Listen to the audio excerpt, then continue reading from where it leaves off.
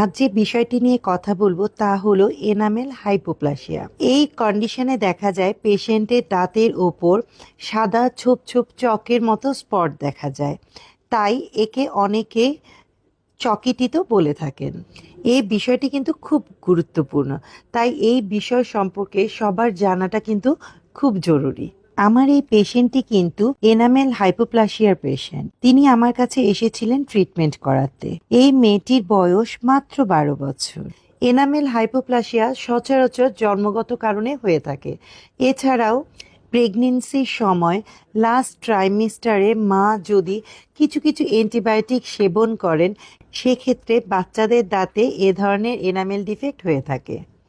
এছাড়াও জন্মের পর থেকে 3 বছর বয়সের মধ্যে যদি প্রচণ্ড জ্বর, অপুষ্টিজনিত রোগ, এছাড়াও দাঁতে ক্যালসিয়ামের অভাব হয়, সেক্ষেত্রেও কিন্তু দাঁতে এনামেলের এই ধরনের ডিফেক্ট হয়ে থাকে।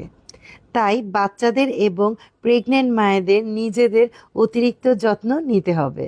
প্রেগনেন্সির সময় ডাক্তারের পরামর্শ ছাড়া কোনো ওষুধ সেবন করা একেবারেই উচিত নয় এবং বাচ্চা ও মায়েদের খাদ্য তালিকায় পুষ্টিকর খাবার নিশ্চিত করতে হবে। ট্রিটমেন্ট করার পর দেখুন পেশেন্ট কতটা খুশি তার দাঁত নিয়ে, হাসি দেখেই তা বোঝা যাচ্ছে। প্লাস তার বাবা মা কিন্তু মহা খুশি।